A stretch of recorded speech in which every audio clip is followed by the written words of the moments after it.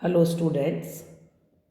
आयुक्तालय कॉलेज शिक्षा जयपुर द्वारा निर्देशित आनंदम प्रोग्राम के तहत व्याख्यान की जो श्रृंखला आयोजित की जा रही है उसमें आज मैं डॉक्टर निधि यादव सह आचार्य एसपीसी गवर्नमेंट कॉलेज अजमेर से एक नवीन विषय पर व्याख्यान के लिए प्रस्तुत हूँ। स्वस्थ नारी ही स्वस्थ समाज की जननी है जैसे विमेन हेल्थ इशू पर आज हम चर्चा करेंगे। जैसा कि हम सभी जानते हैं, महिलाएं और उनका स्वास्थ्य मानव सभ्यता और स्वास्थ्य प्रबंधन का एक अभिन्न अंग है। चूँकि महिलाएं मानव समाज का लगभग आधा भाग है, अतः आधी आबादी के रूप में इनका संरक्षण एवं सशक्तिकरण एक महती आवश्यकता है। एक महत्वपूर्ण और रिलायबल ह्यूमन रिसोर्स के रूप में महिलाएं की क्षमताओं का समुचित दोहन करने के लिए उनका स्वास्थ्य एवं संरक्षण संपूर्ण मानव समाज के लिए एक महती जिम्मेदारी है, क्योंकि स्वस्थ नारी ही स्वस्थ समाज की आधारशिला रख सकती है। लेकिन दुर्भाग्य यह है कि भारतीय समाज महिलाओं के स्वास्थ्य के प्रति हमेशा उदासीन रहा है। महिलाएं जीवन के सभी आयु वर्गों में कुपोषण का शिकार रहती हैं। उनकी स्वास्थ्य समस्याएं विभिन्न कारणों से प्रभावित होती है और भारतीय संदर्भों में हम देखें या हम वैश्विक संदर्भों में कुछ बातें देखें तो जेंडर डिस्पैरिटी या जिसको हम लैंगिक असमानता कहते हैं से उनका स्वास्थ्य बहुत प्रभावित होता है, क्योंकि जेंडर डिस्पैरिटी के कारण बाल्यकाल से ही उनके साथ खान पान को लेके भारतीय संदर्भ में विशेष रूप से देखें या भारत में भी कुछ प्रदेशों में हम देखें कि उनके साथ खान पान और पोषण को लेकर के विशेष बालिकाओं से भेदभाव किया जाता है। तो बाल्यकाल से ही उनके अंदर कुछ कमियां रह जाती हैं। इसके अतिरिक्त उनका बाल्यकाल में या बहुत छोटी उम्र में ही उनकी शादी कर दी जाती है। शादी के बाद घरेलू हिंसा, घरेलू दायित्व और हम आगे जाकर देखते हैं ये सब धीरे धीरे उनके अंदर कुपोषण जैसी गंभीर समस्या उनके सामने खड़ी हो जाती है। इसके अतिरिक्त अत्यधिक गरीबी, अशिक्षा और क्वालिटी स्वास्थ्य सेवाओं तक उनकी पहुंच न होने के कारण महिलाओं का स्वास्थ्य दिन प्रतिदिन गिरता जाता है। और यह स्थिति तब है जब महिलाएं प्रति घर में फोर फ्रंट वॉरियर के रूप में हैं, लेकिन स्वास्थ्य के दृष्टिकोण से बहुत सबसे ज़्यादा पीड़ित हैं। ये हम कह सकते हैं कि प्रताड़ित हैं। और उनके इस स्वास्थ्य का, उनकी इस हेल्थ का, जो फिजिकली भी हो सकती है, मेंटल भी है, उनका उसका इफेक्ट पूरे परिवार, अल्टीमेटली सोसाइटी, देश और संपूर्ण विश्व के अंदर उसका प्रभाव हमको दिखाई देता है। सबसे बड़ी बात तो यह है कि महिलाओं की हेल्थ प्रॉब्लम कोई इशू ही नहीं समझा जाता है।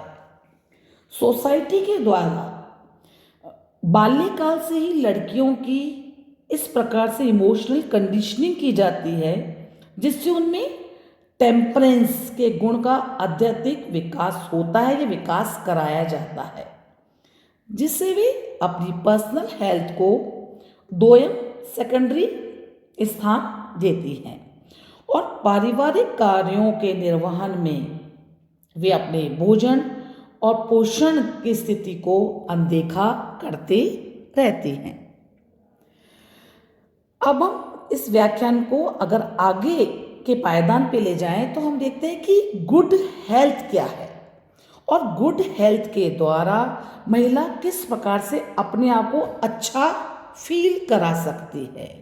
तो यहाँ हम देखते हैं कि अच्छा स्वास्थ्य एक ऐसी व्यक्तिगत और सामाजिक फीलिंग है जिसमें महिला अपने आप को एक्टिव, इनोवेटिव और क्रिएटिव महसूस करती है।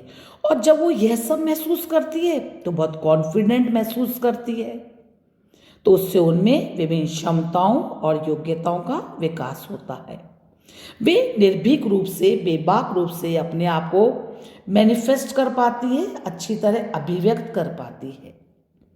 और जब एक महिला स्वस्थ होती है तब वह प्रसन्न होती है और अपने आप को कैपेबल भी महसूस करती है, जिससे उनमें शक्ति का संचार होता है, जिसके में वो अपने दैनिक कार्य करती हैं, साथ ही साथ परिवार और समाज में जो उनकी निर्धारित भूमिकाएं हैं उनका वह निर्वहन भी कर सकती है। दूसरे शब्दों में हम कहें तो हम यह भी कह सकते हैं कि महिला का स्वास्थ्य उसके जीवन के प्रत्येक पहलू को प्रभावित करता है। इवन हम ये भी कह सकते हैं कि उसकी सराउंडिंग में रहने वाला प्रत्येक फैमिली मेंबर उससे प्रभावित होता है। संसार की प्रत्येक महिला को अपने संपूर्ण जीवन काल में पूर्ण स्वास्थ्य सेवाएं प्राप्त करने का अधिकार मिलना चाहिए। अनेक वर्षों तक महिलाओं के लिए स्वास्थ्य सेवा का अर्थ मात्र मैटरनल या मात्र स्वास्थ्य सेवाओं से कुछ अधिक नहीं रहा।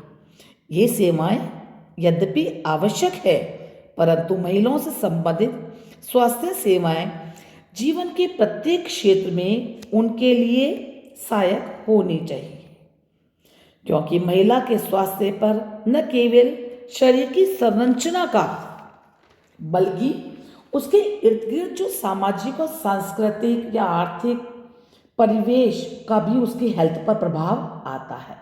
ये सारे पर्यावरणीय प्रभाव पुरुषों के स्वास्थ्य पर भी प्रभाव डालते हैं, लेकिन महिलाओं के स्वास्थ्य के साथ एक ग्रुप के रूप में सोसाइटी के अंदर हमेशा से एक डिफरेंट तरीके से उनको ट्रीट किया गया है।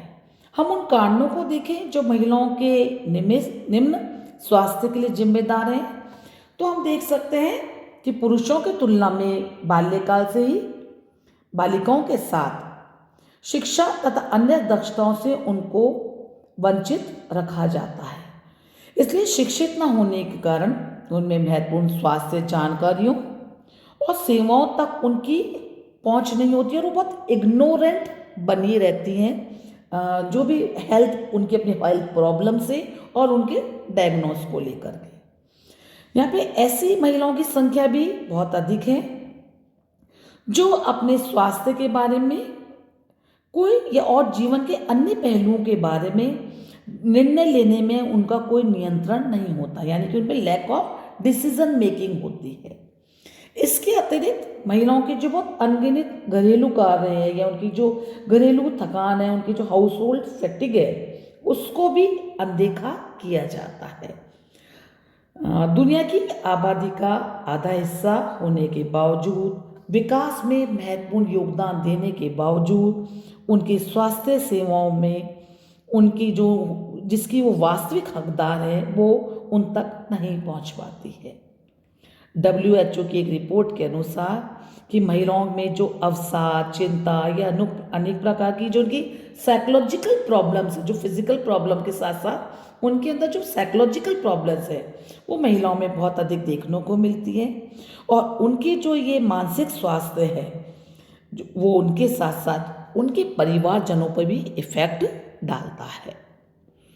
और इस महिला स्वास्थ्य के प्रति लापरवाही का नतीजा यह है कि आज भारत में मातृ मृत्यु दर नेपाल और श्रीलंका जैसे बहुत कम विकसित देशों से भी बहुत, हमारे यहाँ पे जो रेशो है बहुत अधिक है। महिलाओं की जो भूमिका है उसको भी जन्मदात्री के रूप में या बच्चों के लालन पालन पोषण तक ही उसकी भूमिका को सीमित माना जाता है, क्योंकि जो हमारे परिवारों का है, सोसाइटी के अंदर जो एक सोशो साइकोलॉजिकल एलोकेशन है कामों का, घर के काम का या घर के कार्यों का, वो महिलाओं के प्रति बहुत ज़्यादा उसका विभाजन में जो भी कार्यों का विभाजन है वो महिलाओं की तरफ टिल्टेड है।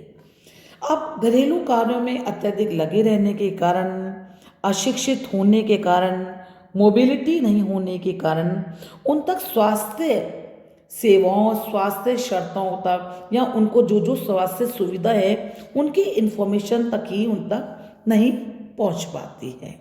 और इन सब के अतिरिक्त जो सबसे बड़ी प्रॉब्लम महिलाओं के उन्नत स्वास्थ्य सेवाओं के मिलने में आती है कि उनके पास वित्तीय संसाधनों का अभाव होता है। उनकी जो फाइनेंशियल डिपेंडेंसी है वो अपने परिवार के पुरुष वर्ग के प्रति रहती है। पिछले ग्लोबल न्यूट्रिशन रिपोर्ट 2017 की जो आई थी उसमें हम ये देखते हैं कि भारत में एनीमिक महिलाओं की जो संख्या है वो दिन प्रतिदिन बढ़ती जा रही है। इसलिए हमको यह भी देखना होगा कि कुछ उपाय ऐसे अपनाने होंगे जिनके द्वारा हम महिलाओं के स्वास्थ्य में कुछ चेंज ला सकें, कुछ उनकी स्थितियों के अंदर सुधार कर सकें, जिसके द्वारा एक वो एसेट के रूप में सोसाइटी में अपनी भूमिका जितनी वो निभाती हैं, लेकिन उसके प्रतिफल के रूप के अंदर उन्हें कुछ उसकी कीमत बहुत ज़्यादा अदा करनी पड़ती है। तो इसलिए सबसे पहले महिलाओं को शिक्षित होना होगा। जब वो शिक्षित होगी तो वो अपने बारे में जितनी भी योजनाएं स्वास्थ्य योजनाएं चलाई जाती हैं, जितनी भी फंडिंग्स होती हैं, जितनी भी उनको बेनिफिशियरीज जो प्रोग्राम्स होते हैं उनके बारे में उनको जानकारी मिल सकेगी। अच्छी हाइजीनिक व्यवस्था वो रखेंगी। जब अपनी बॉडी को साफ सुथरा रखने के बारे में उनको नॉलेज होगी तो बहुत सी बीमारियों से बच सकेंगे। स्पेशली ग्रामीण क्षेत्रों के अंदर बहुत आवश्यक है कि बालिकाओं को कम उम्र के अंदर ही उनको अपने शरीर के बारे में सारी जानकारियाँ दी जाएं ताकि वो एक अच्छी उन्नत नारी के रूप में विकसित हो सके। यहाँ यह भी आवश्यक है कि स्वास्थ्य सेवाओं में सुधार करना होगा।